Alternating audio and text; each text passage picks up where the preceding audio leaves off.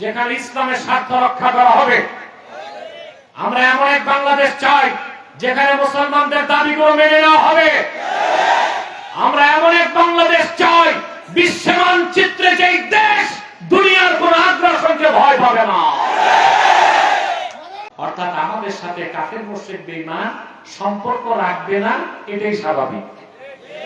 এটাই কি কখনোই কাফের মুশরিক বেঈমান আমাদের বন্ধু হতে পারে না। স্টেজে কোনো সাউন্ড নাই, এত বড় মাহফিল, এটা কি মাইক লাগাইছে? মাইকম্যান যদি কাফের মুশরিক অমুসলিমদের সাথে সুসম্পর্ক রাখতে চায়, তারা বাহ্যিক আইওয়াশ করবে, সুসম্পর্ক দেখাবে, কিন্তু পিছন দিক দিয়ে ছুরি মারবে। দেশ স্বাধীনের পর 53টি বছর আমরা আমাদের পার্শ্ববর্তী ভারত থেকে কি আচরণ পেলাম? 72 থেকে 75-এ তাদের বন্ধুরা যখন ক্ষমতায় ছিল, ফারাক্কায় বাদ দিয়ে বাংলাদেশকে পানি শূন্য করেছে। বাংলাদেশের সবগুলো পাট করে পরিকল্পিতভাবে আগুন দিয়ে পাট শিল্পকে ধ্বংস করেছে। অন্যরা যখনই ক্ষমতায় গিয়েছে, লাগাতার হরতাল দিয়ে ভারতের রয়ের এজেন্টরা বাংলাদেশের শিল্প এবং ব্যবসাকে ধ্বংস করেছে। সীমান্তে হাজারো ফ্যান্সিডিল কোম্পানি দিয়ে ফ্যান্সিডিল তৈরি করে আমার যুব সমাজকে ধ্বংস করার চেষ্টা করেছে।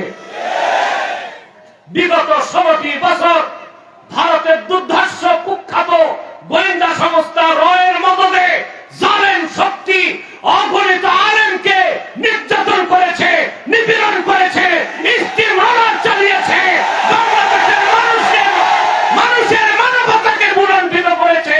সেই হিন্দুস্তান বাংলাদেশের বন্ধু হতে পারে না কোনোদিন।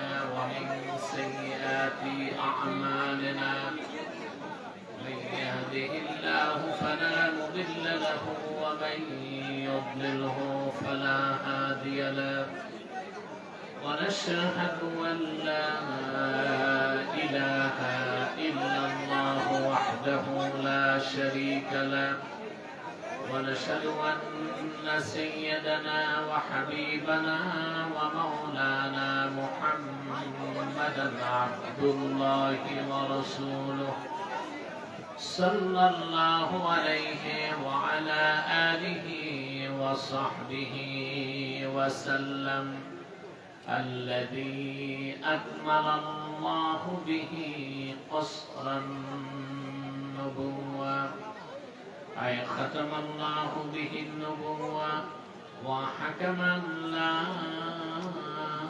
نبي بعده وأعلن في القرآن بالبرهان أن محمدا صلى الله عليه وسلم خاتم النبيين والمرسلين الذي أرسله بالحق بشيرا ونذيرا وداعيا إلى الله بإذنه وسراجا منيرا فقد قال الله تعالى في كلامه المجيد والفرقان الحميد أعوذ بالله من الشيطان الرجيم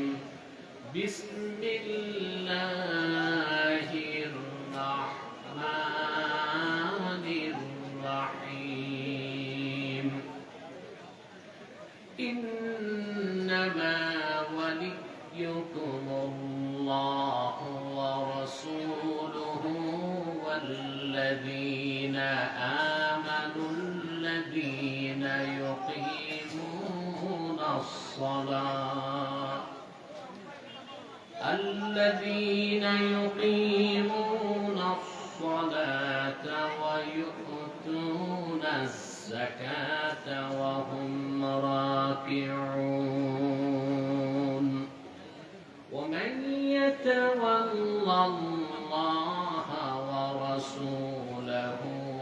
الذين آمنوا فإن حزب الله هم الغالبون صدق الله العظيم وصدق رسوله النبي الكريم ونحن على ذلك من الشاهدين والشاكرين والحمد لله رب العالمين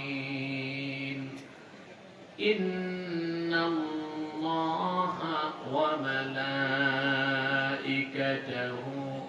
يصلون على النبي يا أيها الذين آمنوا صلوا عليه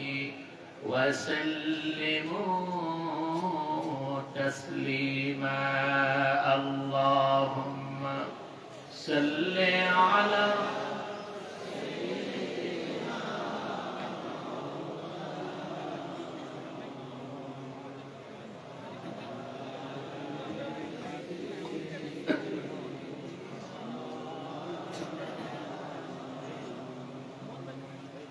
আপনারা এতগুলো মানুষ দরুদ সালামের আওয়াজ নাই, সমস্যা কি? অসুস্থতা না কৃপণতা? একটা তো সমস্যা আছে। জবান করে পড়ুন আল্লাহুম্মা সাল্লি আলা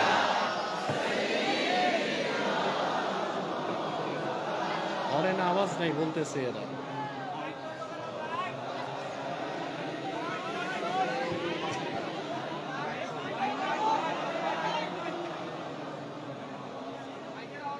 मेरा दिल तड़प रहा है, मेरा जल रहा है सीना, ये दवा वहीं मिलेगी, मुझे ले चलो मदीना अल्लाहुम्मा सल्ली अला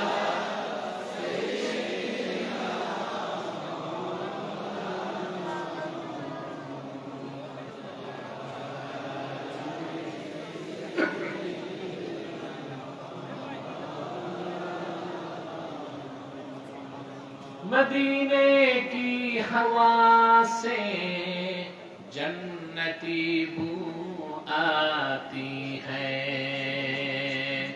खाके पाके मदीना में नूरे जन्नत चमकती है अल्लाहुम्मा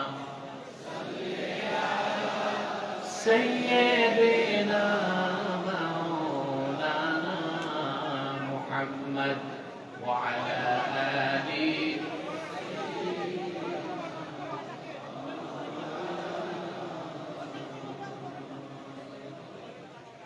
محمد رسول الله صلى الله عليه وسلم ختم الله به النبوة وحكم أن لا نبي بعده بلغ العلا بكماله كشف الدجى بجماله حسنت جميعا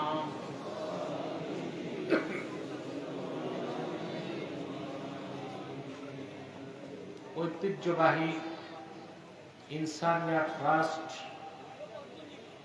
এবং তাহরিকে খাতমে নবুয়ত বাংলাদেশ যুক্তরাজ্য শাখার উদ্যোগে আয়োজিত আজকের এই তাফসীরুল কোরআন মাহফিলের সম্মানিত সভাপতি জনাব আব্দুর রহিম আনসার মিয়া সাহেব, হাজরাত উলামায়ে কেরাম, তুলাবায়ে ইজম, বিভিন্ন প্রান্ত থেকে আজকে যারা এই মহতী মাহফিলে উপস্থিত হয়েছেন, স্বেচ্ছায় সানন্দে স্বতঃস্ফূর্তভাবে মনের আনন্দে শুধুমাত্র আল্লাহর কোরআনুল কারীমের দুর্বার টানে প্রবল আকর্ষণে তাদের সকলকে আমার পক্ষ থেকে হৃদয় নিংড়ানো ভালোবাসা, শুভেচ্ছা এবং অভিনন্দন জ্ঞাপন করছি।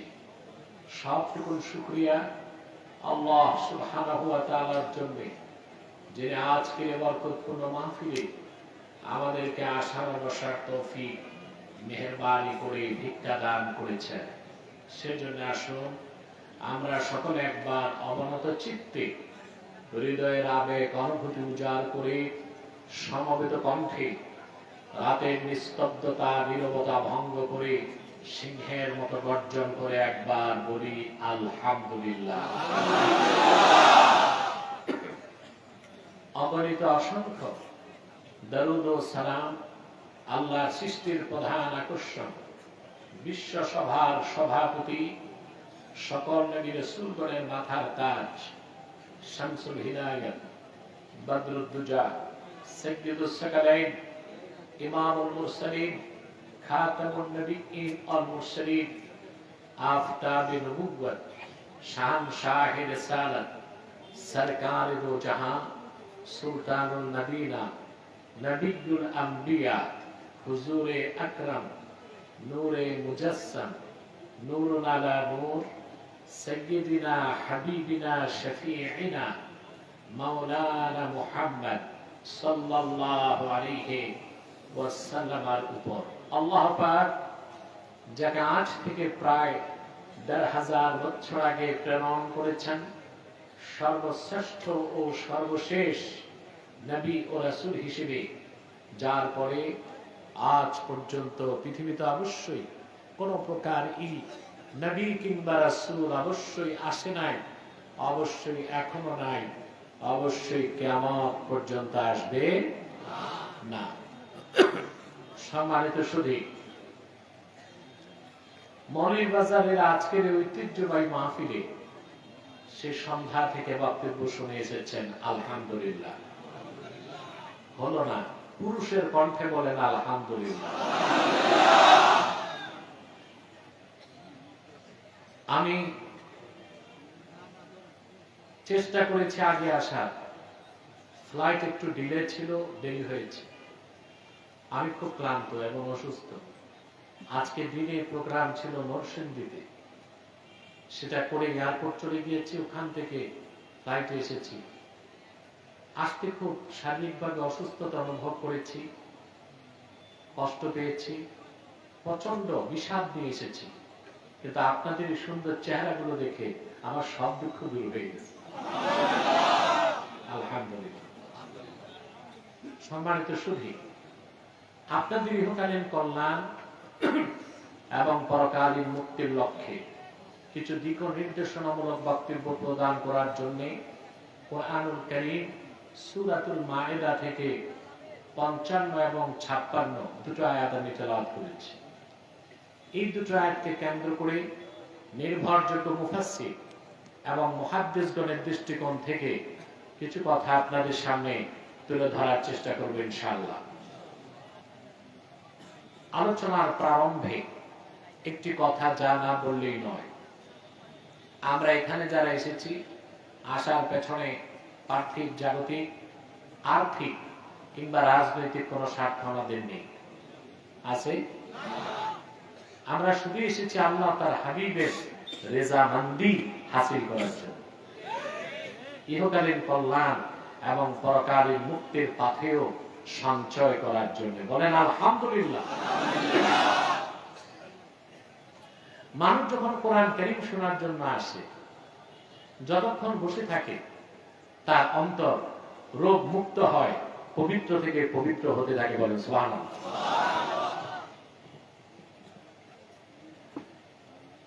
হযরত আল্লামা ইব্রাহিম খাওয়াস রাহমাতুল্লাহ বলেন, দাওয়াউল কুলুবি খামসা, মানুষের দিলের মধ্যে অন্তরে যদি রোগ হয়, বিমারি হয়, ওই রোগ থেকে মুক্ত করার জন্য 5টা ঔষধ।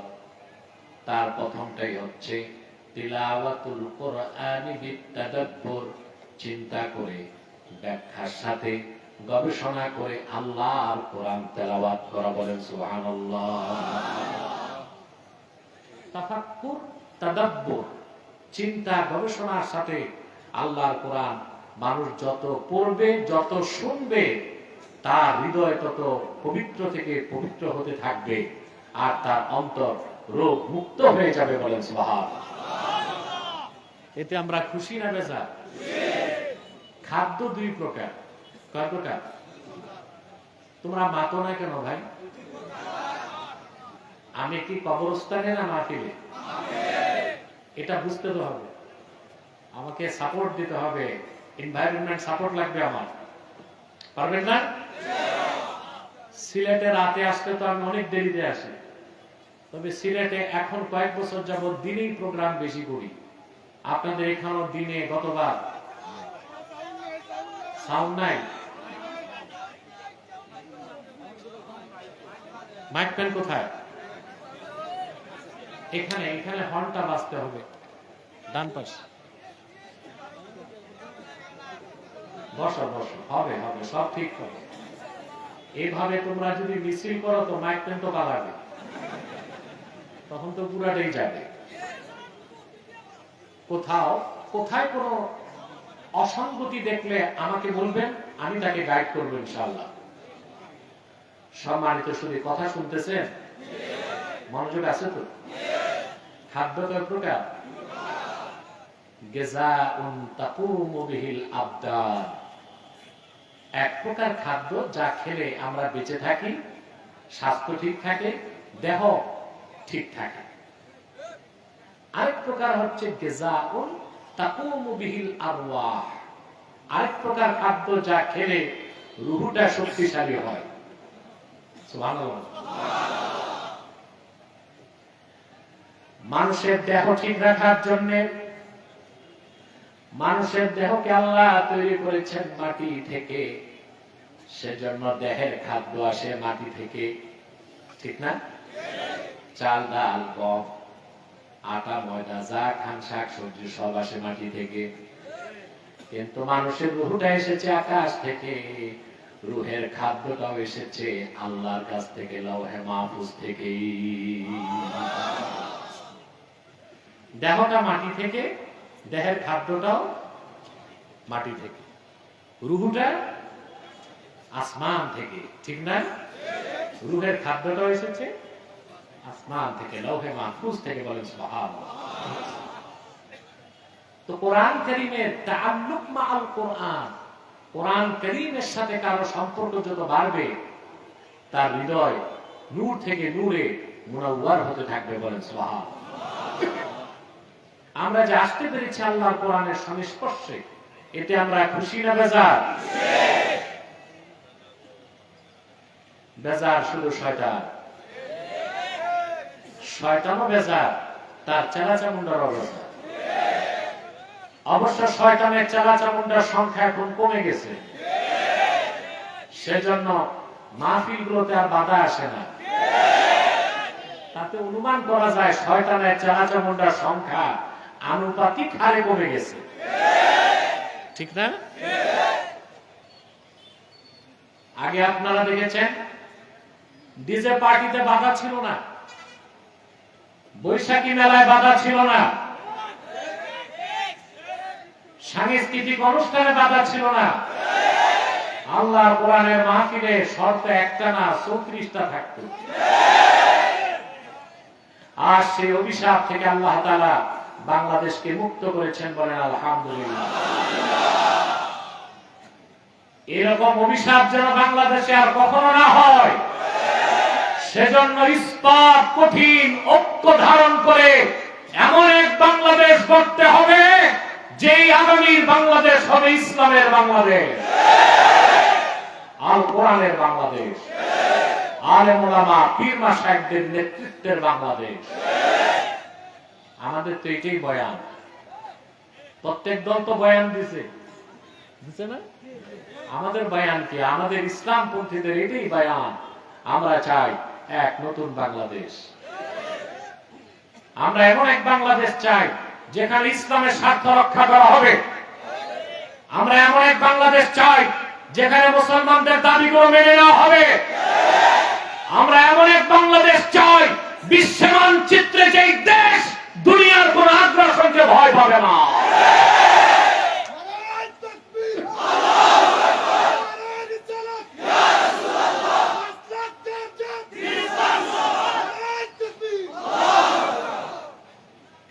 সম্মানিত সুধী, তাহলে শয়তান বেজার। আজকে বিশাল জনতাকে নিয়ে আমরা মুনাজাত করবো একটু পরে ইনশাআল্লাহ।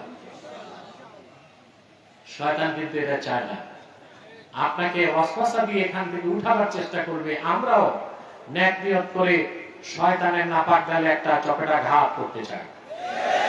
রাজি আছেন?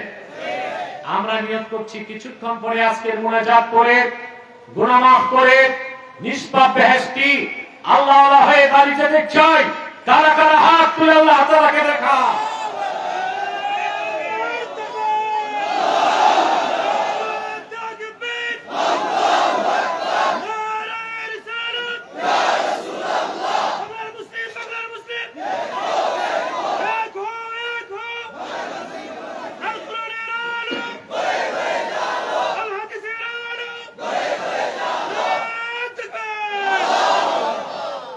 সম্মানিত সুধী, আমি মূল আলোচনায় প্রবেশ করছি।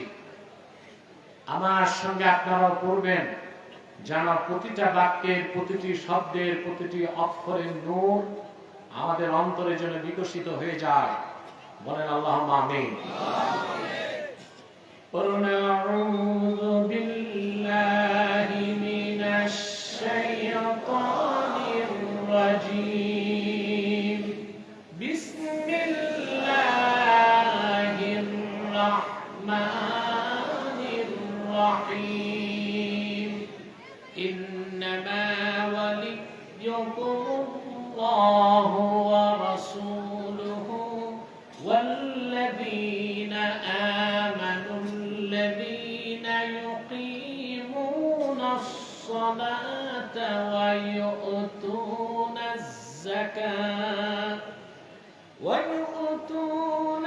যাকাতা ওয়া হুম রাকিউন। ومن يتولى الله ورسوله والذين آمنوا فإن حزب الله هم الغالبون। আল্লাহ তাআলা বলেন, ইন্নামা ওয়ালিয়্যুকুমুল্লাহু ওয়া রাসূলুহু। মুমিনগণ, নিশ্চয় তোমাদের অভিভাবক হচ্ছেন আল্লাহ এবং আল্লাহ রাসূল নবীজি মুহাম্মদ মুস্তাফা সাল্লাল্লাহু আলাইহি ওয়াসাল্লাম। ওয়াল্লাযীনা আমানু, এবং ঈমানদারগণ। কেমন ঈমানদার? আল্লাযীনা ইউকিমুনাস সালাহ, যারা নামাজকে প্রতিষ্ঠা করে, ওয়া ইউতুনাজ যাকাত, যাকাত আদায় করে, ওয়া হুম রাকিউন, এই অবস্থায় যে তারা নামাজে থাকে। সুবহানাল্লাহ। নামাজে থাকা অবস্থায় তারা যাকাত আদায় করে। ইমাম ফখরুদ্দিন রাজির মতে ওয়া হুম রাকিউন আল্লাহ হাল হিসেবে নাজিল এখানে বয়ান করেছেন, অর্থাৎ তারা নামাজ পড়ে, যাকাত দেয়, নামাজে থেকে। বলে সুবহানাল্লাহ। কিংবা অন্য মুফাসসিররা ব্যাখ্যা করেছেন ওয়া হুম রাকিউন মানে তারা বিনয়ের সাথে নামাজ আদায় করে। ومن يتولى الله ورسوله والذين آمنوا فإن حزب الله هم الغالبون। আর যে ব্যক্তি মহান আল্লাহকে মালিক হিসেবে স্বীকার করে, গ্রহণ করে, তার হাবিব মুহাম্মদ সাল্লাল্লাহু আলাইহি ওয়াসাল্লাম ওনাকে মহান নেতা হিসেবে বিশ্বাস করে এবং মুমিনদেরকে বন্ধু রূপে গ্রহণ করে। সুবহানাল্লাহ। ফাইন্না হিজবাল্লাহি হুমুল গালিবুন, তারাই হিজবুল্লাহ, তারাই আল্লাহর দল। আর নিশ্চিত আল্লাহর দলে যারা, তারা বিজয় লাভ করবে। বলেন সুবহানাল্লাহ। কথাগুলো আমরা ধারাবাহিকভাবে শুনবো ইনশাআল্লাহ, পারবো না? সূরা মায়দার ৫৫ এবং ৫৬ দুটো আয়াত কেন নাজিল হলো? দুইটা বর্ণনা পাওয়া যায়। কয়টা বর্ণনা? প্রথম বর্ণনাটি বর্ণনা করেছেন কুরতুবী, ইমাম কুরতুবী। ইবনে কাসিরও বর্ণনা করেছেন। ইহুদিদের মধ্যে সবচেয়ে বড় আলেম ছিল মদিনাতুল মুনাওয়ারাতে আব্দুল্লাহ ইবনে সালাম রাদিয়াল্লাহু তাআলা। নাম শুনেছেন না? কথা বলেন। অনেক বড় আলেম ছিলেন ইহুদি ধর্মের। তিনি আল্লাহর হাবিব সাল্লাল্লাহু আলাইহি ওয়াসাল্লামের কাছে এসে ঈমান এনে মুসলমান হয়ে গেলেন। মুসলমান হয়ে যাওয়ার পরে ওনার গোত্রের যারা ইহুদি আব্দুল্লাহ ইবনে সালাম এবং সাথে যে ইহুদিরা ঈমান এনেছিল তাদেরকে পরিত্যাগ করল, তাদের সাথে উঠা বসা চলাফেরা বন্ধ করে দিল। ঈমান আনার অপরাধে আব্দুল্লাহ ইবনে সালামের গোত্রের ইহুদিরা সম্পর্ক ছিন্ন করল। তিনি এসে আল্লাহর হাবিবের কাছে দুঃখ করে বলতে লাগলেন, ইয়া রাসূলুল্লাহ সাল্লাল্লাহু আলাইহি সাল্লাম, ইন্না কওমানা হাজারুনা ওয়া আহাদু আল্লা ইউজালিসুনা। আমরা ঈমান এনেছি বলে আমাদের কওম আমাদেরকে পরিত্যাগ করছে, আমাদের সাথে লেনদেন করে না, ব্যবসা বাণিজ্য করে না, কথাবার্তা বলে না, আর তারা শপথ করেছে আমাদের সাথে তারা কোনো সম্পর্ক রাখবে না। কথা শুনতেছেন? আল্লাহ রাব্বুল আলামিন কোরআনুল কারীমের আয়াত নাযিল করে বলে দিলেন, ইন্নামা ওয়ালিয়ুকুমুল্লাহু ওয়া রাসূলুহু ওয়াল্লাযীনা আমানুল্লাযীনা ইউকিমুনাস সালাতা ওয়া ইউতুনাজ যাকাতা ওয়া হুম রাকিউন। আল্লাহ আয়াত নাযিল করে সান্ত্বনা দিলেন, মুহাম্মদ সাল্লাল্লাহু আলাইহি ওয়াসাল্লাম আপনি ঘোষণা দেন আমার পক্ষ থেকে, আব্দুল্লাহ ইবনে সালাম অন্য ঈমানদাররা শুধু ঈমান আনার কারণে তোমাদের গোত্রগুলো তোমাদের পরিত্যাগ করেছে, তাতে সমস্যা কি? তোমাদের অভিভাবক তো আল্লাহ, আল্লাহ তোমাদের ভালোবাসেন। তোমাদের অভিভাবক মুহাম্মদ সাল্লাল্লাহু আলাইহি ওয়াসাল্লাম তিনি তোমাদেরকে ভালোবাসেন। আল্লাহর হাবিব বলেন, আমি মুহাম্মদ আমি তোমাদেরকে ভালোবাসি, তোমরা আমার উম্মত এবং আমার সাহাবীগণ তোমাদের বন্ধু। অতএব ইহুদিরা সম্পর্ক ছিন্ন করেছে, তাতে সমস্যা কি? সুবহানাল্লাহ। সমস্যা থাকতে পারে? আল্লাহর হাবিব মুহাম্মদ সাল্লাল্লাহু আলাইহি ওয়াসাল্লামের মাধ্যমে আল্লাহ যে ঘোষণা দিলেন এটা ছিল সাহাবায়ে কেরামের জন্য খাস, বাকি কিয়ামত তক উম্মতদের জন্য আম। বলে সুবহানাল্লাহ। অর্থাৎ আমাদের সাথে কাফের মুশরিক বেঈমান সম্পর্ক রাখবে না, এটাই স্বাভাবিক। এটি কি? কখনোই কাফের মুশরিক বেঈমান আমাদের বন্ধু হতে পারে না। স্টেজে কোনো সাউন্ড নাই, এত বড় মাহফিল, এটা কি মাইক লাগাইছে? মাইকম্যান স্টেজে আওয়াজ লাগবে, পর্যাপ্ত আওয়াজ লাগবে স্টেজের দুই পাশে।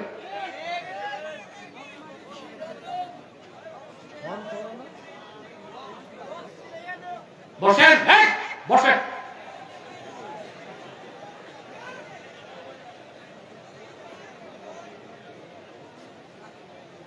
ধৈর্যের সাথে বসে থাকেন, সাউন্ড ঠিক হয়ে যাবে ইনশাআল্লাহ। সম্মানিত সুধী, তাহলে কাফের মুশরিক কখনোই আমাদের সাথে মুসলিমদের সাথে সুসম্পর্ক করতে পারে না। আমরা যতই তাদের সাথে বন্ধুত্ব করতে চাই, আমরা যতই কাফের মুশরিক অমুসলিমদের সাথে সুসম্পর্ক রাখতে চাই, তারা বাহ্যিক আইওয়াশ করবে, সুসম্পর্ক দেখাবে, কিন্তু পিছন দিক দিয়ে ছুরি মারবে। দেশ স্বাধীনের পর 53টি বছর আমরা আমাদের পার্শ্ববর্তী ভারত থেকে কি আচরণ পেলাম? 72 থেকে 75-এ তাদের বন্ধুরা যখন ক্ষমতায় ছিল, ফারাক্কায় বাদ দিয়ে বাংলাদেশকে পানি শূন্য করেছে। বাংলাদেশের সবগুলো পাট করে পরিকল্পিতভাবে আগুন দিয়ে পাট শিল্পকে ধ্বংস করেছে। অন্যরা যখনই ক্ষমতায় গিয়েছে, লাগাতার হরতাল দিয়ে ভারতের রয়ের এজেন্টরা বাংলাদেশের শিল্প এবং ব্যবসাকে ধ্বংস করেছে। সীমান্তে হাজারো ফ্যান্সিডিল কোম্পানি দিয়ে ফ্যান্সিডিল তৈরি করে আমার যুব সমাজকে ধ্বংস করার চেষ্টা করেছে। বিগত 16টি বছর ভারতের দুর্ধর্ষ কুখ্যাত গোয়েন্দা সংস্থা রয়ের মদদে জালেম শক্তি অগণিত আলেমকে নির্যাতন করেছে, নিপীড়ন করেছে, ইস্তেমরার চালিয়েছে, বাংলাদেশের মানুষের মানবতাকে বুলন্দিত করেছে। সেই হিন্দুস্তান বাংলাদেশের বন্ধু হতে পারে না কোনোদিন।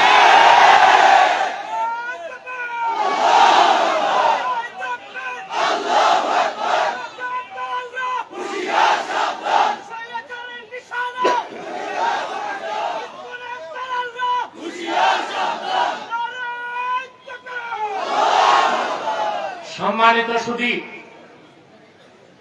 জালেমদেরকে বিতাড়িত করেছেন, কিন্তু জালেমদেরকে যারা লালন পালন করেছে তাদের সাথে সম্পর্ক করা যাবে না। ব্যবসায়িক সম্পর্ক হইতে পারে, বন্ধুত্বের সম্পর্ক হতে পারে না, ভাতৃপ্রতিম সম্পর্ক হতে পারে না। পারে? কাফের মুশরিক কখনো মুসলমানের ভালো চাইতে সম্পর্ক রাখতে, এটা ভারত হোক, আমেরিকা হোক, ইসরায়েল হোক, ব্রিটেন হোক, কখনোই তারা মুসলিমদের ভালো চাইতে পারে না। 1000 বছর আগ থেকে আজ পর্যন্ত ইতিহাস এটাই আমাদেরকে বারবার প্রমাণ দেয়। এবার শানে নজুল আরেকটা এসেছে, সেটা শোনাচ্ছি। ইমাম রাজি তাফসীর কবিরে, কুরতুবী তার তাফসীরে, ইবনে আবি সাউদ তার তাফসীরে, বাহরুল মুহিতে অসংখ্য তাফসীরের কিতাবে হাদিসটি এসেছে এবং হাদিসটিকে ইমাম জালালউদ্দিন সুয়ুতী রাহমাতুল্লাহ আল হাবিবিল ফারাওয়া কিতাবের মধ্যে উল্লেখ করেছেন। শুনতেছেন? মনোযোগ আছে তো? হযরত আলী রাদিয়াল্লাহু তাআলা আনহু তিনি একদিন মসজিদ নববী সাল্লাল্লাহু আলাইহি ওয়াসাল্লামে নামাজ পড়তেছিলেন। নামাজটা ছিল নফল নামাজ। কি নামাজ? এমন সময় ভিক্ষুক এসে হযরত আলীর কাছে ভিক্ষা চাইলেন। হযরত আলী যে নামাজে, এটা তার খেয়াল নাই। খেয়াল থাকলেও ভিক্ষুকদের অভ্যাসই হচ্ছে সময় বুঝে না। এখন দেখেন না, হাত পেতে বসে থাকে, ও আর দেখে না একে অ্যাম্বুলেন্সে রুগী আছে না গাড়িতে কোনো দুলামি আছে, হাত পেতে। হাদিস সাক্ষ্য দেয়, তাফসীরের কিতাব সাক্ষ্য দেয়, হযরত আলী ছিলেন নামাজের মধ্যে, ফানাজা আলীউন খাতিমাহু ফাআতাহু, হযরত আলী রাদিয়াল্লাহু তাআলা আনহু সঙ্গে সঙ্গে তার আংটিটা খুলে ভিক্ষুককে আল্লাহর রাজি খুশির জন্য দান করে দিলেন। নামাজে থেকে আল্লাহর সন্তুষ্টির জন্য হযরত আলীর এতটুকু দানকে আল্লাহ এত খুশি হয়ে গেলেন, সঙ্গে সঙ্গে আয়াত নাযিল করে দিলেন, ইন্নামা ওয়ালিয়ুকুমুল্লাহু ওয়া রাসূলুহু ওয়াল্লাযীনা আমানুল্লাযীনা ইউকিমুনাস সালাতা ওয়া ইউতুনাজ যাকাতা ওয়া হুম রাকিউন। কোরআনের আয়াত নাযিল করে আল্লাহ তাআলা বলে দিলেন, নিশ্চয়ই তোমাদের অভিভাবক হচ্ছেন আল্লাহ, নিশ্চয়ই তোমাদের অভিভাবক মুহাম্মদ সাল্লাল্লাহু আলাইহি ওয়াসাল্লাম এবং মুহাম্মদ সাল্লাল্লাহু আলাইহি ওয়াসাল্লামের সাহাবীগণের মধ্যে যারা নামাজ আদায় করে আর আমার খুশির জন্য নামাজে থেকে দান সদকা করে দেয়। বলেন সুবহানাল্লাহ। এটা দ্বিতীয় শানে নজুল, দ্বিতীয় বর্ণনা। হযরত আলী নামাজ ছেড়ে দান করছেন না নামাজে থেকে দান করছেন? কথা বলেন। এই জন্য আল্লাহ হাল হিসেবে উল্লেখ করেছেন, ওয়া ইউতুনাজ যাকাতা ওয়া হুম রাকিউন। সুবহানাল্লাহ। নামাজ আদায় করে আর নামাজে থেকে যাকাতও দিয়ে দেয়। সুবহানাল্লাহ। যেমন হযরতে আলী। বলেন সুবহানাল্লাহ। আয়াত থেকে আল্লাহর হাবিব বুঝতে পারলেন যে আমার একজন সাহাবী দান করেছে আর একজন সাহাবী গ্রহণ করছে। রাসূল কারীম সাল্লাল্লাহু আলাইহি সাল্লাম মসজিদ নববীতে খুঁজতেছেন এই লোক দুইজন কোথায়। আল্লাহর হাবিব দেখলেন মসজিদ নববীর দরজা থেকে এক ভিক্ষুক বেরিয়ে যাচ্ছে। আল্লাহর হাবিব তাকে জিজ্ঞেস করলেন, হাল আ'তাকা আহাদুন শাইআ, আমার কোন সাহাবী কি তোমারে কিছু দান করছে নাকি? সুবহানাল্লাহ। ইমাম রাজি তাফসীর কবিরে নকল করেন, ফাআশারা ইলা আলিয়্যিন ফাকালা যাকা আর-রাজুল ইয়া রাসূলুল্লাহ হযরত আলীর নামাজ তখনও শেষ হয় নাই, ভিক্ষুক তখনও বেরিয়ে যায় নাই, কোরআনের আয়াত তো নাজিল হয়ে গেল। ভিক্ষুক দেখায় দিলেন, ইয়া রাসূলুল্লাহ সাল্লাল্লাহু আলাইহি সাল্লাম, ওই যে আপনার মেয়ে ফাতেমার স্বামী আলী নামাজ পড়ছে, নামাজে আমি তার কাছে ভিক্ষা চেয়েছি, নামাজ শেষ করার আগে তিনি আমারে তার আংটি খুলে দান করে দিয়েছেন। আমি শানে নজরুল দুইটাই আপনাদেরকে শোনালাম, কথা বুঝতেছেন? তবে অধিক সংখ্যক তাফসিরে দ্বিতীয় শানে নজরুলটাই আমি পেয়েছি, সেটা হচ্ছে এখানে আল্লাহর হাবিবের সাহাবীদের কথাই আল্লাহ তুলে ধরেছেন, বিশেষ করে হযরত আলীর কথা বলেন। সুবহানাল্লাহ। কার কথা? আলী। হযরত আলীর কথা। হযরত আলী যে আমাদের অভিভাবক সন্দেহ আছে? সাহাবায়ে কেরামের মধ্যে জুজই কুল্লি ফাজিলাত সবচেয়ে বেশি মর্যাদা হযরত আবু বকরের, তারপরে মর্যাদা হযরত ওমর, তারপরে হযরত উসমান, তারপরে হযরতে আলী। কিন্তু জুজই ফাজিলাতের দিক দিয়া হযরত আলীর মর্যাদা অনেক বেশি একটা ক্ষেত্রে, সেটা হচ্ছে রাসূলুল্লাহর সাহাবীগণের মধ্যে আল্লাহর হাবিবের নূরের কদম থেকে ইলমে মারিফতের সবচেয়ে বড় খনি হযরত আলী অর্জন করেছেন, বলেন সুবহানাল্লাহ। এইজন্য একটি নয়, দুইটি নয়, 127টি তরিকার গোড়া হযরত আলী। সুবহানাল্লাহ। কতটা? 127টা তরিকার হযরত আলী পর্যন্ত পৌঁছেছে। ইলমে মারিফতের নূর সারা দুনিয়ায় হযরত আলীর মাধ্যমে আল্লাহ তাআলা ছড়াই দিয়েছেন, বলেন সুবহানাল্লাহ।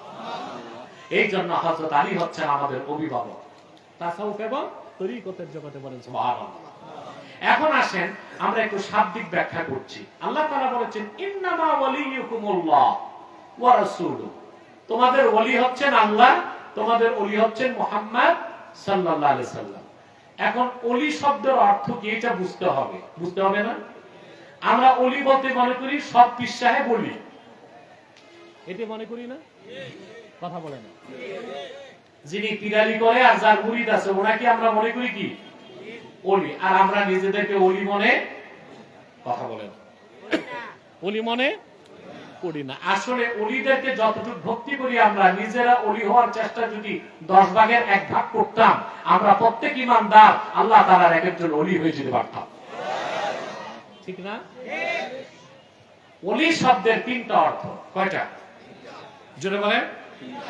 ওলি শব্দের একটা অর্থ সাহায্যকারী, একটা অর্থ কি? আল্লাহ রাব্বুল আলামিন বলেন, ইন্না ওয়ালিয়াল্লাহুল্লাযী নাযালাল কিতাবা ওয়া হুয়া ইয়াতাওয়াল্লাস সালিহিন। ইন্না ওয়ালিয়াল্লাহ, নিশ্চয় আমার ওলি হচ্ছেন আল্লাহ। এখানে ওলি অর্থ সাহায্যকারী, অর্থাৎ আমার সাহায্যকারী হচ্ছেন আমার আল্লাহ, যিনি কোরআন নাযিল করেছেন আর যিনি নেককার বান্দাদেরকে পৃষ্ঠপোষকতা দিয়ে থাকেন, বলেন সুবহানাল্লাহ।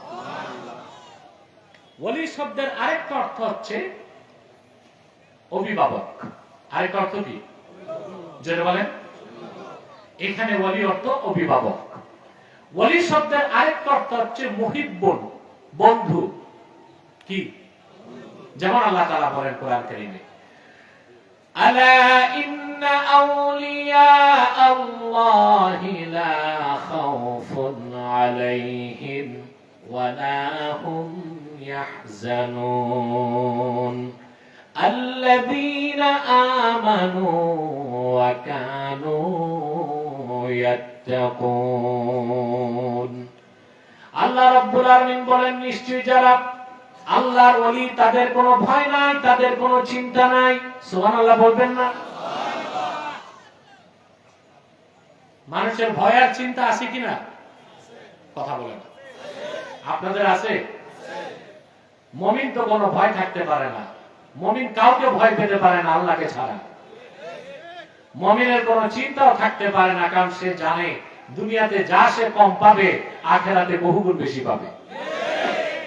কিন্তু পৃথিবীতে যারা সুপার পাওয়ার, সম্পদের অভাব নাই, অস্ত্রের অভাব নাই, টাকার অভাব নাই, সব আছে, কিন্তু ওদের যত আছে তত ভয় আছে, তত চিন্তাও আছে।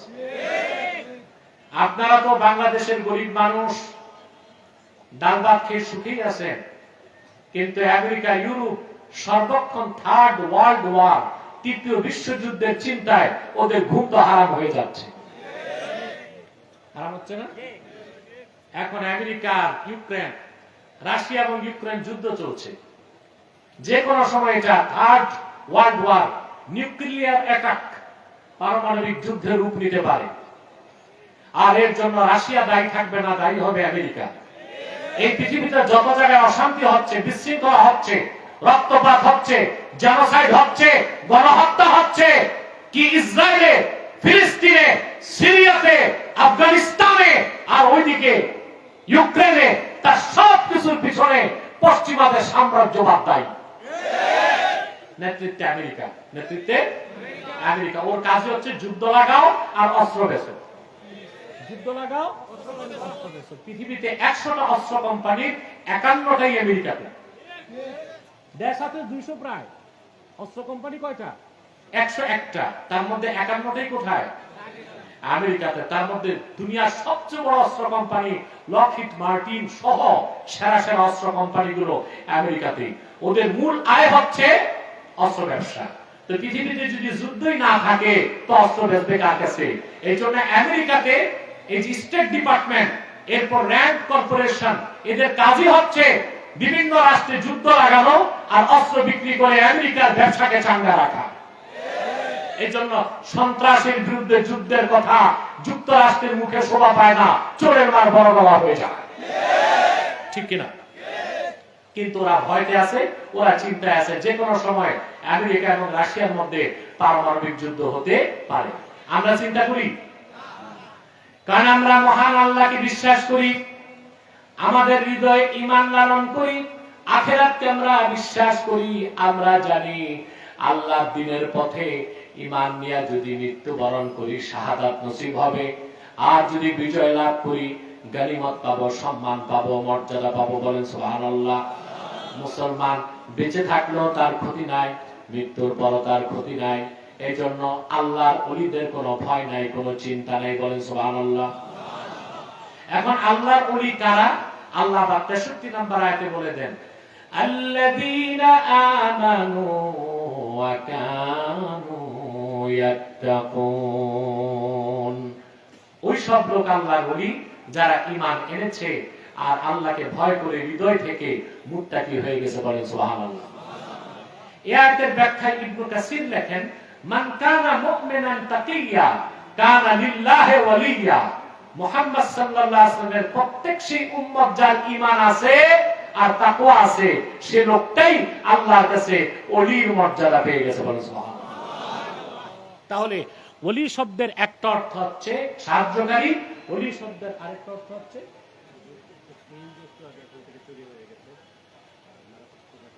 এটা পরে বলবে, এখন বলা যাবে না, আমি বলে দিই। কথা শুনতেছেন? আহা, তোমাদের ছোট ছোট হয়ে গেছে রাত বেশি হওয়াতে, না শীতে জবু জবু হইছো। আর 20 মিনিট ইনশাআল্লাহ, ঠিক আছে?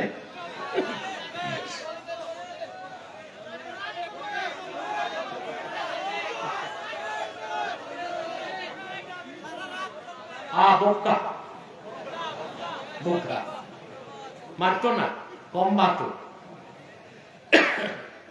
আমার ভাইরা কথা তো শুনতেছেন তো? বলছি, ওলি শব্দের একটা অর্থ কি? সাহায্যকারী।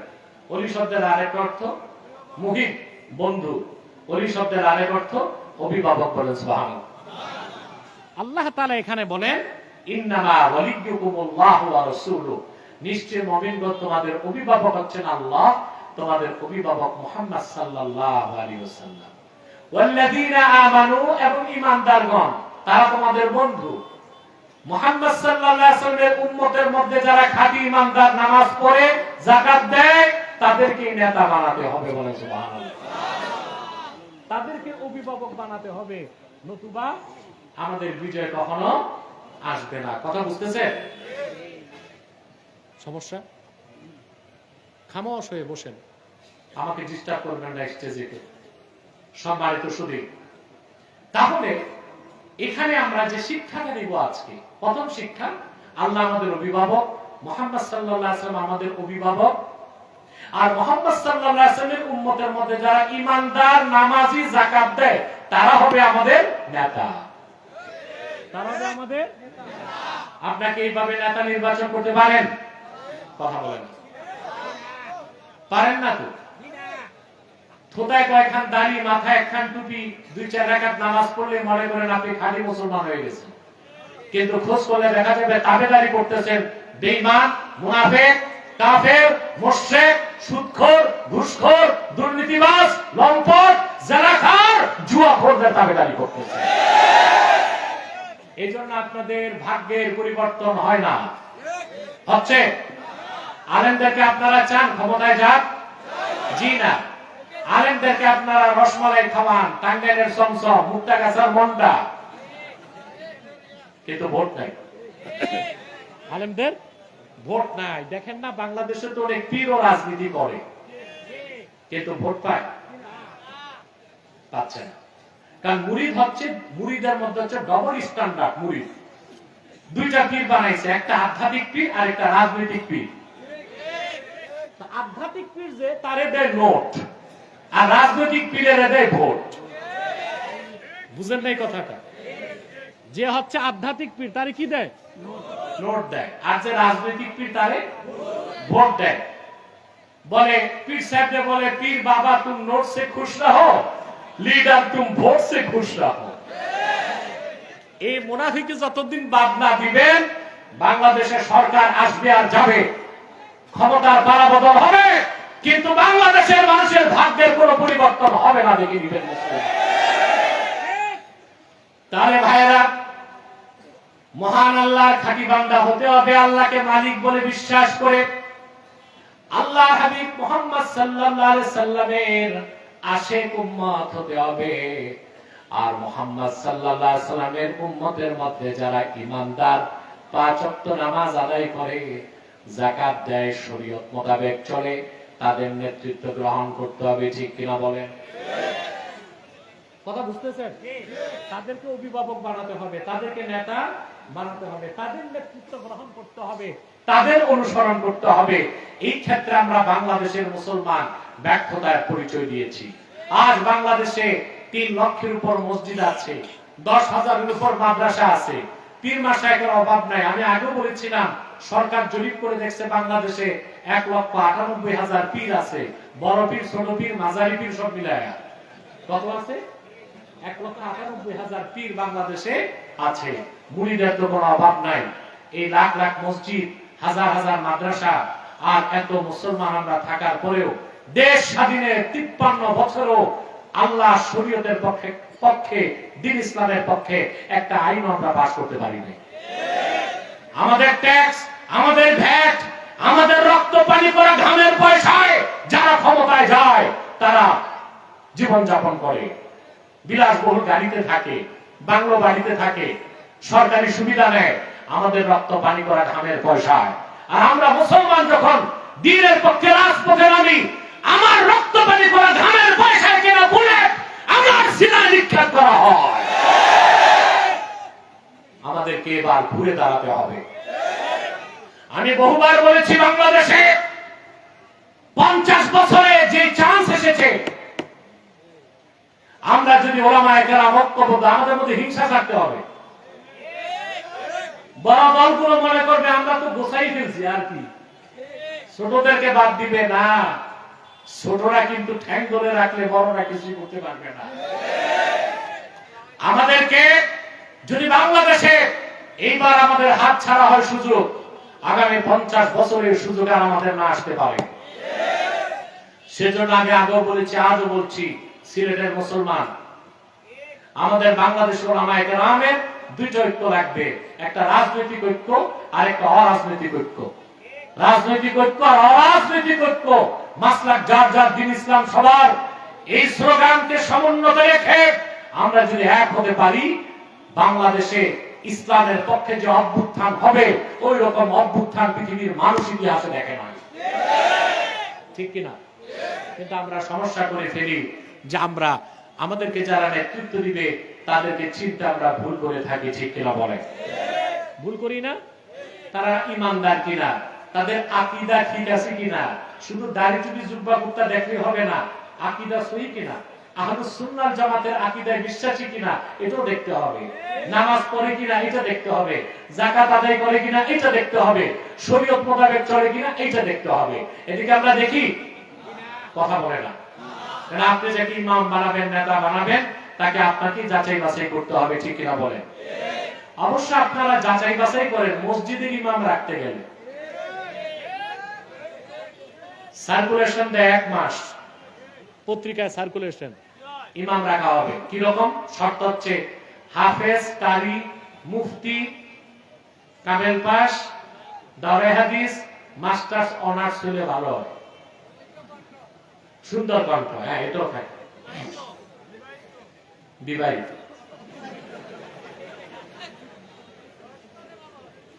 তারপরে ইমাম সাহেব আসে 40 জন, ইন্টারভিউ নিতে বসে আলেম আসে না কেউ, আল্লামা সভাপতি আর আল্লামা সেক্রেটারি।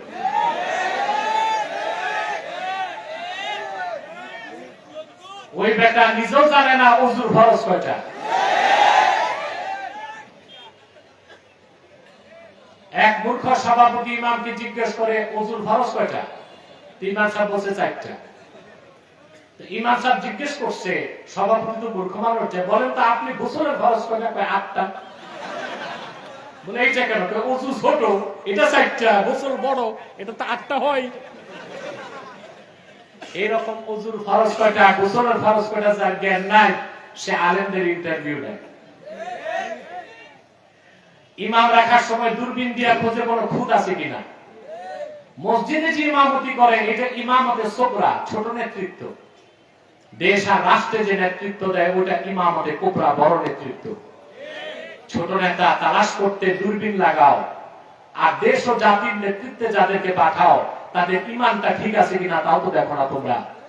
অতএব বিপ্লব আর অভ্যুত্থান দিয়ে কি হবে? যেই সেই সেটআপ চেঞ্জ হবে, পলিসি চেঞ্জ না করলে দেশের কোনো ভবিষ্যৎ নাই। এখন চেঞ্জ হয়েছে সেটআপ, কি চেঞ্জ হয়েছে? আবার নতুন সেটআপ আসবে। কিন্তু আমরা যদি পলিসি নির্ধারণ করতে না পারি তাহলে বাংলাদেশের কোনো পরিবর্তন হবে না।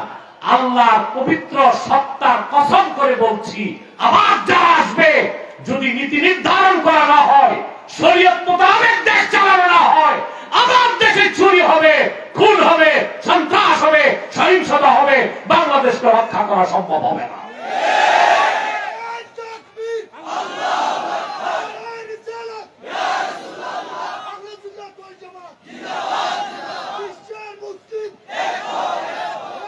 সম্মানিত সুধী, তাহলে আমরা সূরা মায়দার 55 নম্বর আয়াত থেকে যে শিক্ষাটা পেলাম, আমাদেরকে আল্লাহ তাআলার ঈমানদার বান্দা হতে হবে, তার হাবিব মুহাম্মদ সাল্লাল্লাহু আলাইহি সাল্লামের ঈমানদার উম্মত হতে হবে।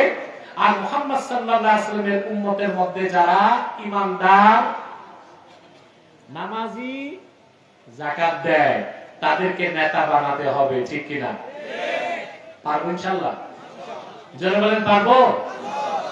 এরপর আল্লাহ তাআলা বলেন, وَمَن يَتَوَلَّ اللَّهَ وَرَسُولَهُ وَالَّذِينَ آمَنُوا فَإِنَّ حِزْبَ اللَّهِ هُمُ الْغَالِبُونَ। আর যারা মহান আল্লাহকে অভিভাবক হিসেবে গ্রহণ করবে, মুহাম্মদ সাল্লাল্লাহু আলাইহি সাল্লামকে অভিভাবক হিসেবে বিশ্বাস করবে, আর ইমানদার যারা তাদেরকে নেতা হিসেবে স্বীকৃতি দিবে, উম্মতে মুহাম্মাদের ইমানদারদেরকে নেতা হিসেবে মেনে নিবে, আল্লাহ বলেন তারাই হিজবুল্লাহ, আল্লাহর দল। ফাইন্না হিজবাল্লাহি হুমুল গালিবুন, আল্লাহর দল অবশ্যই বিজয় লাভ করবে, বলেন সুবহানাল্লাহ। আপনি আল্লাহর দলভুক্ত হবেন আর আপনি কাফেরের হাতে মার খাবেন, এটা কোনোদিন হইতে পারে না। আবার বলছি, আপনি হিজবুল্লাহ হবেন, আল্লাহর দলভুক্ত হবেন, আর আপনি কাফের মুশরিকের হাতে মার খাবেন, এটা কোনোদিন হতে পারে না। যদি কাফের মুশরিকের হাতে মার খান তাহলে বুঝতে হবে আপনি হিজবুল্লাহ নয়, আপনি হিজবুশ শয়তান, শয়তানের দলে আছেন। কার দলে আছেন?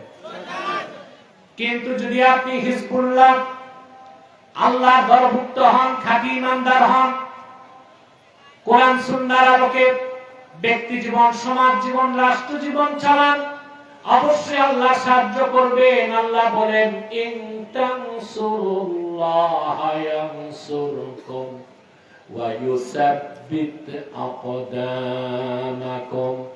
যদি তোমরা মহান আল্লাহকে সাহায্য করো, তার মানে আল্লাহর দ্বীনকে সাহায্য করো, অবশ্যই আল্লাহ রাব্বুল আলামিন তোমাদেরকে সাহায্য করবেন, আর তোমাদের কদমকে আল্লাহ তাআলা দ্বীনের উপর অবিচল রাখবেন। বলেন সুবহানাল্লাহ।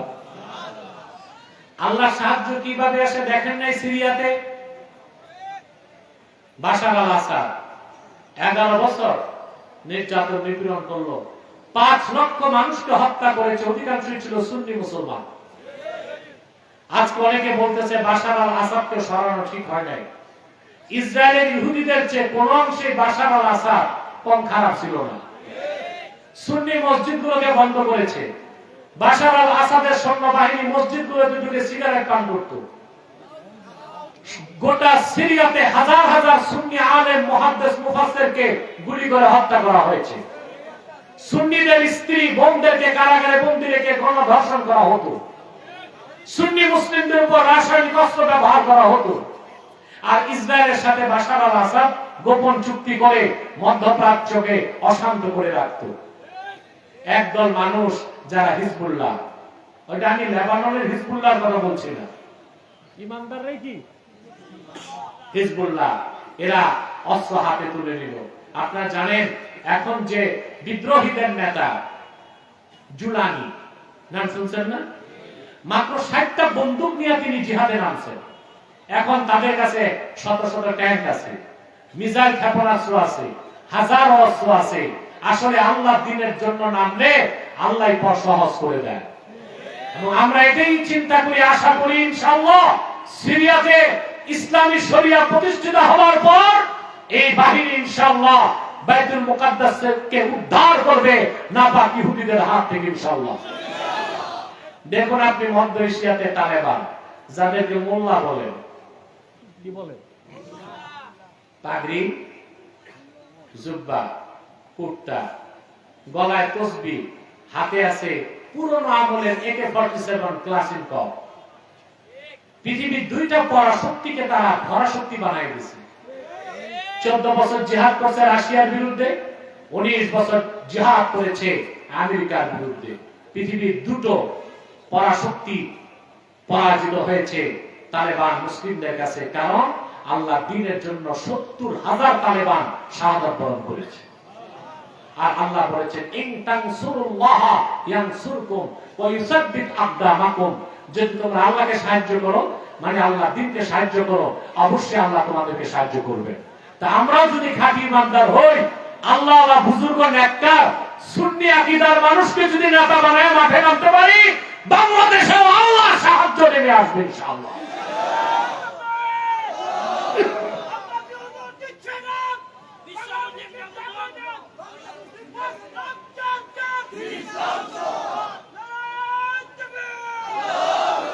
সম্মানিত সুধী, তাহলে আমরা হিজবুল্লাহ হব? কথা বলে না। আল্লাহর দলভুক্ত হব? তা প্রথমেই রাখবে কামেল ঈমান, তারপরে রাখবে সালাত এবং যাকাত, ঠিক না? শিরক এবং কুফর থেকে, বাতিল আকীদা থেকে মুক্ত হতে হবে। আর আমাদের সামাজিক ও রাজনৈতিক নেতৃত্বে উম্মতে মুহাম্মাদীর মধ্যে যারা খাঁটি ঈমানদার, তাদেরকে এগিয়ে দিতে হবে। তাহলে আমরা পরকালে মুক্তি পাবো, দুনিয়াতে কল্যাণ পাবো। আর আমরা তখনই বাংলাদেশকে একটি স্বাধীন, সুন্দর, উন্নত বাংলাদেশ হিসেবে গঠন করতে পারবো ইনশাআল্লাহ। এখন তো আমরা কিভাবে একটি সুন্দর বাংলাদেশ গঠন করব? ভাই, আমাদের রাজনীতিতেই তো শিরক ঢুকে আছে। কথা বলেন। বাংলাদেশে 75% ভোটার, কত? 75% ভোটারের আকীদা হচ্ছে সার্বভৌমত্বের মালিক জনগণ। এটা শিরক না? কথা বলতে হবে। শিরকে আসগার না শিরকে আকবার? 75%, 11,29,00,000 ভোট আছে বাংলাদেশে। এর মধ্যে 75% মানুষ যারা এমন রাজনৈতিক আদর্শ গ্রহণ করেছে যাদের বিশ্বাস সার্বভৌমত্বের মালিক জনগণ। মুসলমানের রাজনৈতিক বিশ্বাস হচ্ছে সার্বভৌমত্বের মালিক জনগণ নয়, ইনিল হুকমু ইল্লা লিল্লাহ, সার্বভৌমত্বের মালিক একমাত্র আল্লাহ তাআলা।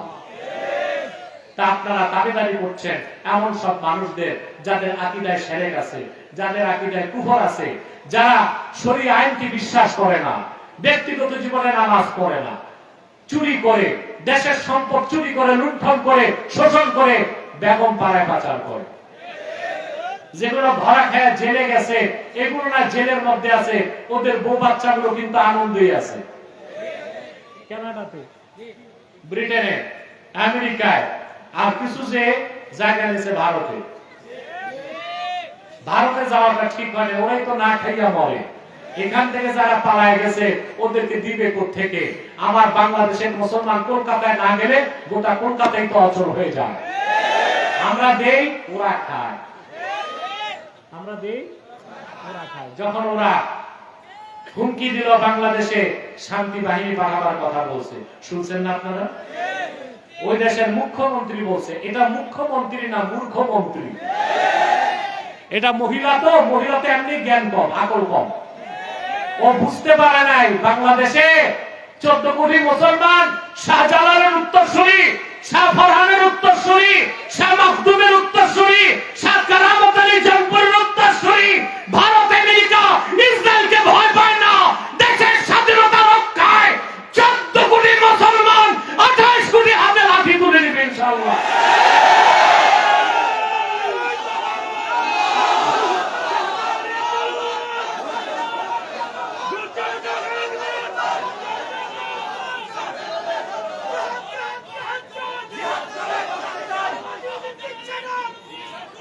আমার ভাইরা, আমার ভাইরা, সুস্পষ্ট অক্ষরে মনে রাখবেন, মুসলমান হচ্ছে লোহার বুট। এটাকে চর্বণ করার কোন দাঁত পৃথিবীতে নয়। মুসলমান জীবন দিতে পারে, ঈমান দিতে পারে না। ঈমান রক্ষায় সে তার গর্দানকে উৎসর্গ করে ঈমানকে টিকিয়ে রাখে। হিন্দুস্তানকে আগেও আমি সাবধান করছি, দেখছেন না? ওই মহিলা মুখ্যমন্ত্রী বক্তব্যের 2 ঘন্টা পর আমার বক্তব্য গেছে। এটা আমি বলে দিচ্ছি। তো আমার বক্তব্যের পর দেখছেন আপনারা কলকাতায় ওদের কিছু সাংবাদিক আছে পাগল। আমি ভাবছিলাম একটা সাংবাদিকই পাগল, পরে দেখছি না যা আছে সবই পাগল। পশ্চিম বাংলায় সবগুলো চ্যানেল আমার বিরুদ্ধে নিউজ করছে, দেখছেন না আপনারা? খুব হইচই করছে। আমি সরকারকে পরামর্শ দিয়েছিলাম 3টা নীতি বাস্তবায়ন করতে। আমি বলেছিলাম লালমনিরহাটে এয়ারবেস করেন, ওরা আমাদের দিকে হাত বাড়াবে, আমরা চিকেন নেক কেটে 7 সিস্টার আলাদা করে দিব। আমি বলেছি চায়নার সাথে প্রতিরক্ষা চুক্তি করেন, শত্রুকে বন্ধু বানান। আমি বলেছি আলু পেঁয়াজ, নিম্নমানের ভারতীয় আলু পেঁয়াজ আমাদের দরকার নাই, অন্যান্য রাষ্ট্র থেকে বাণিজ্যিক সম্পর্ক করা হোক। আমার দেশের রুগী যাওয়া বন্ধ হয়েছে, কলকাতার ডাক্তাররা বসে বাংলাদেশের মানুষের সাথে ক্ষমা চাইতেছে, ও হে দেবতারা আসুন, আমরা 10% ডিসকাউন্টে ট্রিটমেন্ট করে দিব। দেখেন না আপনারা? অতএব মুসলমান, আপনারা আপনাদের পলিসি নির্ধারণ করতে হবে, আপনারা কি করবেন। রাজনীতিবিদদেরকে আমি আমার অবস্থান থেকে পরামর্শ দেই, কিন্তু সরকার আমাকে ডাকলে আমি একটু দূরে থাকি। কেন দূরে থাকি? তারও একটা আমার ফিলোসফি আছে, সেটা হচ্ছে যে সরকার আমার কথা শুনবে এই গ্যারান্টি যদি আমি পাই, তো 70 বার তার দরজায় দৌড়ে যাব। কিন্তু আমার কথা শুনবে না, আমাকে নিয়ে ট্যাগ মেরে দিবে, এটা নিয়ে যাই না। তাহলে দূর থেকে পরামর্শ দিব, সেটাই ভালো। 16 বছর আপনারা দেখেছেন বাংলাদেশের অনেক মৌলবী জালেমের দালালি করেছে, হালুয়া রুটির ভাগ নিতে করে নাই। এই মৌলবীরা কোথায়? ওদের আম্মাজান পালাইছে, সন্তানগুলোর খবর না। আম্মাজান গেছে স্বামীর বাড়ি।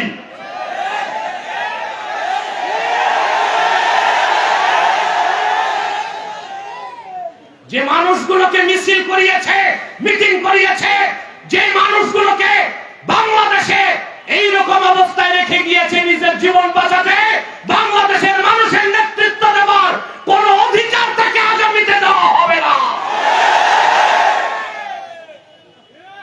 কর্মী রেখে এইভাবে পালায়, এক কাপড়ে দিনা মেকআপে।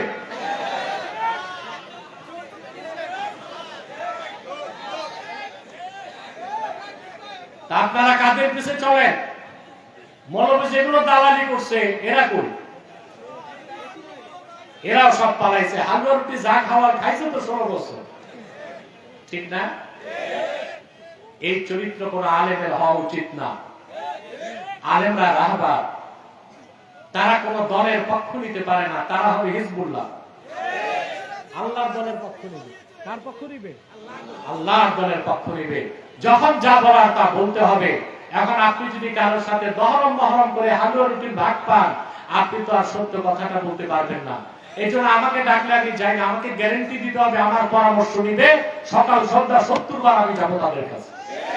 আর যদি গ্যারেন্টি না পাই, তো ওই যে কিছুদিন পর পর মৌলভী সাহেবদেরকে নিয়ে এখন যমুনাতে বসে, ওখানে চা পান খাওয়ার পর 2-4টা বুড়ি আউড়ায়া এসে এক এক নেতা চ্যানেলের সামনে কি হুঙ্কার দেয়।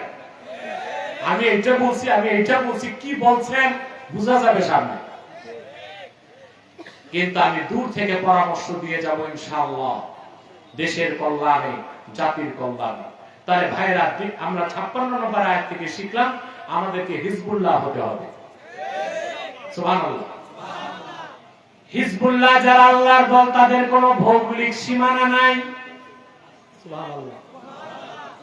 দলীয় কোনো প্রতীক নাই, দলীয় কোনো স্লোগান নাই। সুবহানাল্লাহ বলবেন না? 57টি মুসলিম রাষ্ট্রে যেখানে যত মুসলমান আছে খাঁটি ইমানদার, তারা সবাই হিজবুল্লাহ বলেন। সুবহানাল্লাহ। আমাদের প্রিন্সিপাল আইডেন্টিটি, আসল পরিচয় কি আমরা বাংলাদেশী? জি না। আমাদের প্রিন্সিপাল আইডেন্টিটি, মূল পরিচয় কি আমরা আমরা বাঙালি, বাংলাদেশী? কথা বলেন না। জাতীয়তাবাদী, ধর্মনিরপেক্ষতাবাদী, সমাজবাদী? আমাদের প্রিন্সিপাল আইডেন্টিটি আমরা উম্মতে মুহাম্মদী মুসলমান। দুনিয়ার যেখানেই মুমিন আছে সব এক দল, হিজবুল্লাহ। সুবহানাল্লাহ বলেন। হিজবুল্লাহ আল্লাহর দল বলেন। সুবহানাল্লাহ। এই পরিচয় আমাদের হৃদয়ে লালন করতে হবে। মোস্তাফা কামাল পাশা আতাতুর্ক মুসলমানদের মধ্যে যে জাতীয়তাবাদের 20 ভাগ ভোট ঢুকাই দিছে, এটা আমরা বিশ্বাস করি না। সে 57টা মুসলিম রাষ্ট্র, আজকে আমরা 57টা ভাগ হয়ে গেছি। ভৌগোলিক সীমানায় আমরা আমাদের জাতীয় পরিচয়কে সীমাবদ্ধ করেছি। মুসলমান হচ্ছে আল্লাহর দল, হিজবুল্লাহ। তাদের কোন ভৌগোলিক সীমানায় তাদের পরিচয়কে আটকানো যায় না।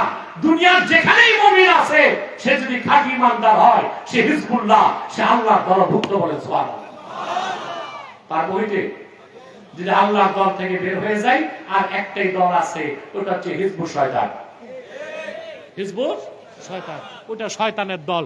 শয়তানের দলে যাইয়া আমরা জাহান্নাম খরিদ করতে চাই না। রাজি আছেন?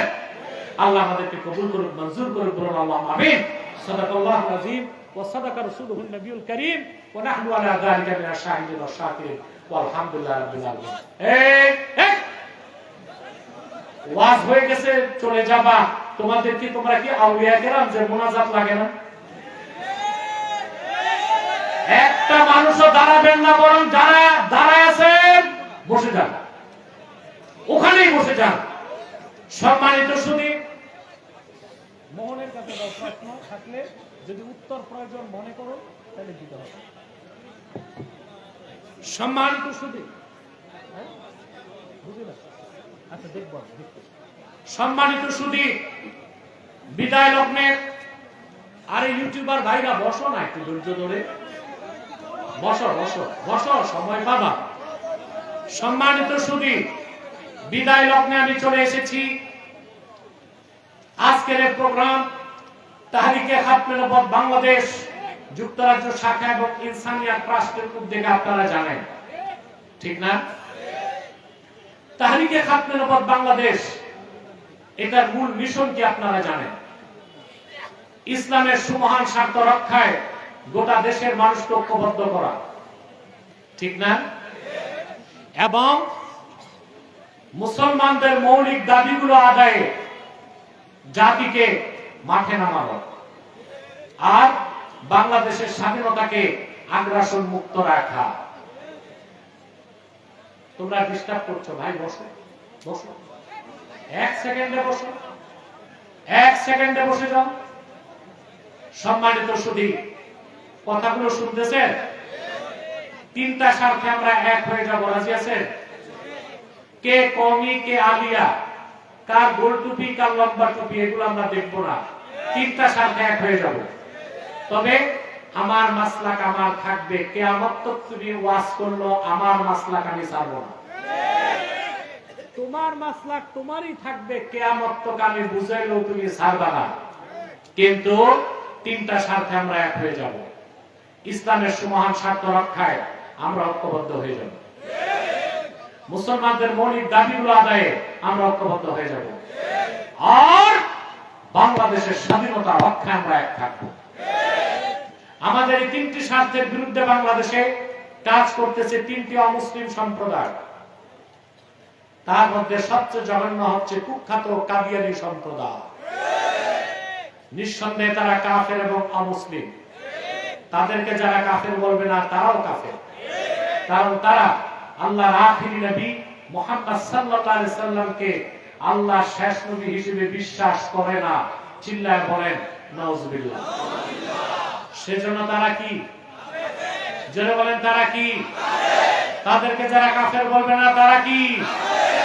মানুষকে ধোঁকা দিতে তারা মুসলমানদের মতো দাড়ি রাখে, চুপি লাগায়, মুসলমানদের মতো নাম রাখে। তাই বলে কি তারা মুসলমান হবে? নাম রাখলেই কেউ যদি মুসলমান হতে পারত, তো রবীন্দ্রনাথ ঠাকুরের চেয়ে বড় মুসলমান কে হইত? সে কি মুসলিম ছিল না অমুসলিম?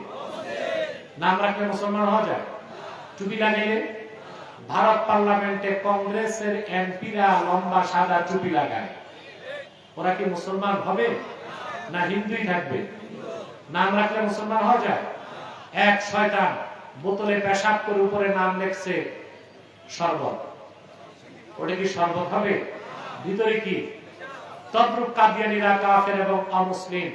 আব্দুল আউয়াল, আব্দুল সামাদ, মুবাশশির আলী, কবির চৌধুরী, গহর রেজভী, শাহরিয়ার কবির আর নিঝুম মজুমদার না, এসব নাম রাখার দ্বারা তারা মুসলমান হতে পারে না। আমার ভাইরা, আমার বন্ধুরা, আমার আল্লাহ ও নূর নবীজি আমার মুহাম্মদ মুস্তাফা সাল্লাল্লাহু আলাইহি সাল্লামের ইসলাম ও কোরআনের হাজার হাজার হাজার বছর পরে বর্তমান ভারতের কুখ্যাত পাঞ্জাবের কুখ্যাত গুরুদাসপুরের কুখ্যাত কাদিয়ানে ইংরেজ আমলে এক শয়তান নিজকে নবী দাবি করছে। চিল্লায় বলেন নাউজুবিল্লাহ। শয়তানটার নাম রেখেছিল তার বাপ মির্জা গোলাম আহমদ কাদিয়ানী। সাবধান, তাকে গোলাম আহমদ বলা যাবে না, কারণ গোলাম আহমদ অর্থ আহমদ এর গোলাম। কোন কাফের কোনদিনও গোলাম আহমদ এর গোলাম হতে পারে না। আর কাদিয়ানের কাজ্জাব ছিল শেষ দরজার কুখ্যাত কাফের। সে গোলাম আহমদ এর গোলাম ছিল না, সে ছিল কুখ্যাত শয়তানের কুখ্যাত গোলাম। কাদিয়ানের কাজ্জাব, মিথ্যা নবুয়তের দাবিদার মির্জা গোলাম শয়তান কাদিয়ানির উপর গজব এসেছে 1908 সালে। যখন গজব এসেছে, কাদিয়ানের কাজ্জাব, মিথ্যা নবুয়তের দাবিদার, ইংরেজদের পা চাটা গোলাম মির্জা গোলাম শয়তান কাদিয়ানি 1908 সালে ধ্বংস হয়ে কুখ্যাত জাহান্নামের কুখ্যাত কুকুরে পরিণত হয়েছে। তার অনুসারীরা ধ্বংস হয়েছে। বর্তমানে কিছু কাদিয়ানি বাংলাদেশে আছে। ইতিমধ্যেই তারা 100 সেন্টার করে ফেলেছে। সিলেটের মুসলমান, আপনাদের জন্য কলঙ্ক যে সিলেট শহরে সোভারি ঘাট এলাকায় কাদিয়ানিরা আস্তানা করেছে। সুনামগঞ্জের দিরাইতে তারা আস্তানা করেছে। কুলাউড়া তো শুনেছি করেছে। মৌলভী বাজারে তাদের কিছু উৎপাত আছে, চক্রান্ত আছে। বাংলাদেশে তারা 100 আস্তানা করে ফেলেছে। নাউজুবিল্লাহ বলবেন না? নাম পরিবর্তন করে করে তারা মিথ্যা পরিচয় দেয়। কখনো নিজেদের পরিচয় দেয় আহমদী জামাত, কখনো বলে আহমদিয়া জামাত, কখনো বলে আহমদী সম্প্রদায়, কখনো বলে আহমদিয়া সম্প্রদায়, কখনো বলে আহমদী মুসলিম জামাত, কখনো বলে আহমদিয়া মুসলিম জামাত। সাবধান, যত কাদিয়ানি ছিল আছে থাকবে, তারা কেউ আহমদী জামাত নয়, আহমদিয়া জামাত নয়, আহমদী সম্প্রদায় নয়, আহমদিয়া সম্প্রদায় নয়, আহমদী মুসলিম জামাত নয়, আহমদিয়া মুসলিম জামাত নয়, তারা শয়তানি জামাত, কুখ্যাত জাহান্নামের কুখ্যাত কুকুরের দল। আমাদের সকল দলের একটাই দাবি, অনতিবিলম্বে স্বাধীন বাংলায় শয়তান কাদিয়ানীদেরকে রাষ্ট্রীয়ভাবে অমুসলিম ঘোষণা করতেই হবে, করতেই হবে, করতেই হবে। এই দাবি আদায়ে যদি তাহরিকে খাতমে নবুয়ত বাংলাদেশের ব্যানারে জান ও মাল দেবার ডাক আসে, কারা কারা প্রস্তুত আছেন হাত তুলে দেখেন।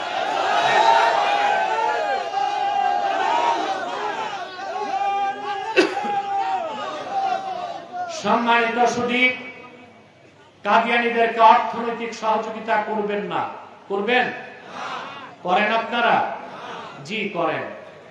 প্রাণ কোম্পানির যত জিনিস তাদের, সেজান কোম্পানির জুস তাদের, RFL এর পণ্যগুলো তাদের, প্রথম আলো, ডেইলি স্টার, কালের কণ্ঠেগুলো তাদের। এগুলো ধরবেন না, কিনবেন না, বেচবেন না, মনে থাকবে।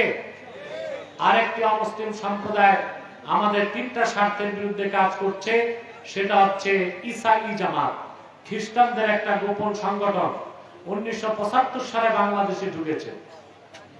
এই পর্যন্ত 2.5 লক্ষ মানুষকে তারা খ্রিস্টান বানায় দিয়েছে। এই ইসাই জামাতের ব্যাপারে আপনাদের সাবধান থাকতে হবে। রাজি আছেন?